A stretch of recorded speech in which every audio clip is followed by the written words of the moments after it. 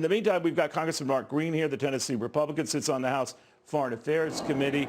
Congressman, right now we're hearing that the European Union has expanded its sanction list or target list to go beyond Russia to Belarus for essentially abetting this process with Russia and helping it along. What do you think of that? Do you think the United States should consider the same?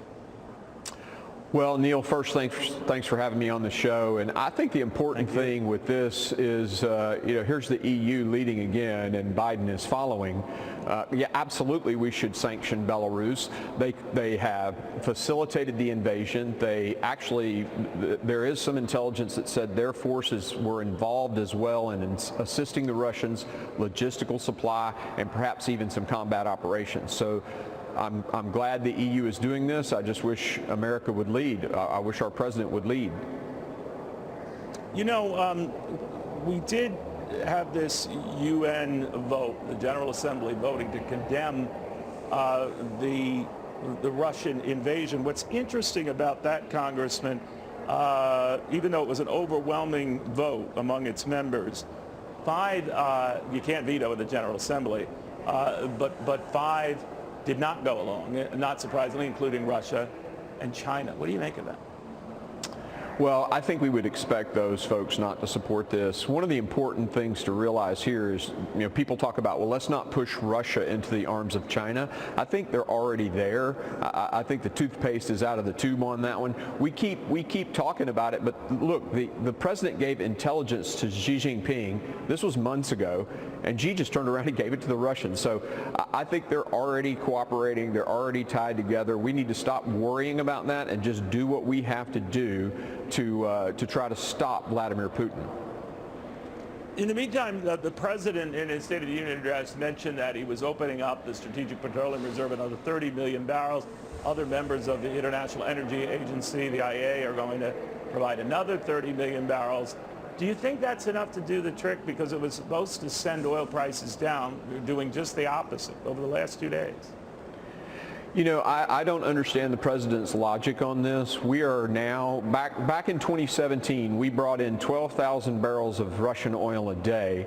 Now it's over 500,000 barrels of Russian oil a day. And the president hasn't stopped that. His sanctions on the banks gives the exception so that they can continue to sell oil.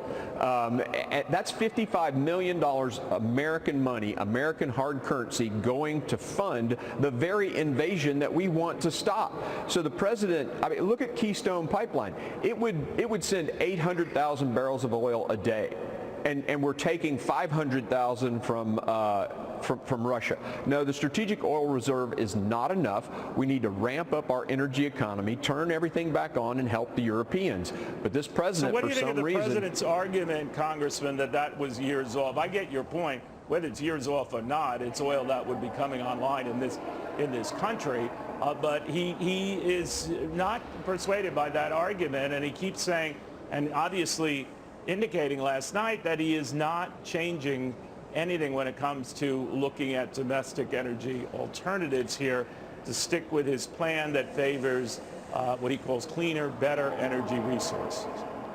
Yeah, he's asking the Saudi Arabians, and as I understand it, they're on planet Earth too, to produce more oil to make up for the supply shortage from the United States. So I don't understand. They're not going to do much of that. I'm glad you mentioned that, because the Saudis have indicated, along with OPEC, they're going to stick to earlier plans to boost production a little bit, but only about 400,000 barrels a day, which is a drop quite literally in the bucket here. So they're not, necessarily heeding our needs here. No, they're absolutely not. And the Strategic Oil Reserve is another just drop in the bucket. What we got to do is stop sending American money to Russia. They're killing Ukrainians, and we're sending lethal weapon systems to the Ukrainians to fight the Russians, yet we're sending $55 million of American money to Russia every day. You ask a 5-year-old kid if you should give your enemy who's attacking somebody that you're actually engaged in a conflict with $55 million a day, and they're going to say, no, that's stupid.